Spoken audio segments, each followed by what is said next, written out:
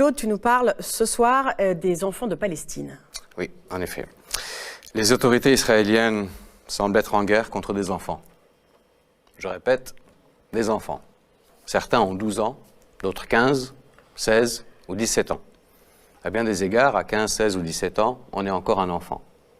Selon l'organisation humanitaire Defense for Children International Palestine, en 2017, 14 enfants palestiniens ont été tués par l'armée israélienne. Près de 300 croupissent en prison et 11 d'entre eux sont à l'isolement. En 2012, le quotidien britannique The Guardian a écrit que chaque année, entre 500 et 700 enfants palestiniens sont arrêtés et jugés par les autorités israéliennes. Ceux qui finissent en prison sont soumis à des pratiques qu'on ne peut décrire que comme de la torture psychologique. Isolement carcéral, menaces, injures, privation de sommeil. Les enfants qui avouent les crimes dont ils sont accusés le font pour ne plus avoir à subir ces pratiques. Je vous présente Dima El-Wawi. Elle avait 12 ans quand elle a été arrêtée. 12 ans. Regardez son visage.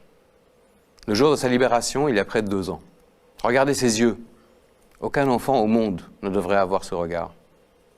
Malheureusement, la violence contre les enfants palestiniens ne s'arrête pas au traitement qu'ils subissent en prison.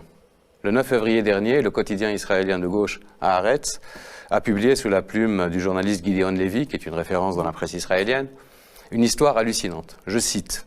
« Comme à un safari, des soldats israéliens en jeeps traquent un adolescent palestinien et lui tirent une balle dans la tête. Il est difficile de croire qu'un tel acte barbare puisse avoir lieu au XXIe siècle dans un pays qui se prétend être la seule démocratie du Moyen-Orient, par une armée dont certains osent dire encore qu'elle est la plus morale du monde. Un acte qui rappelle l'apartheid en Afrique du Sud ou la ségrégation raciale dans l'Amérique du début du XXe siècle. Pendant des années, cette guerre qu'Israël mène contre les enfants de Palestine a été passée sous silence dans les médias occidentaux.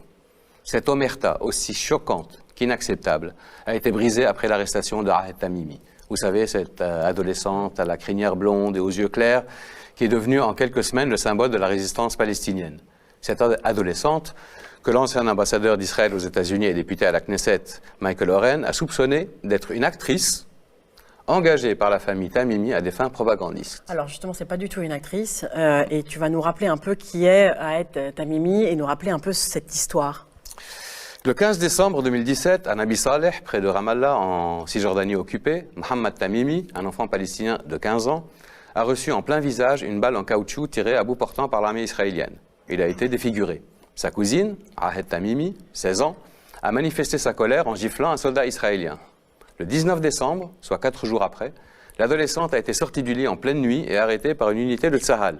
3 mois plus tard, elle n'a toujours pas été libérée. Et c'est en prison qu'elle a fêté ses 17 ans. Son procès devant un tribunal militaire s'est ouvert le 13 février et se déroulera en huis clos. Elle risque 7 ans de prison. Paradoxalement, Yifat Al-Kobi, une femme de la colonie de Hébron, a elle aussi giflé un soldat israélien, mais malgré des antécédents violents, elle n'a pas passé une seule nuit en prison.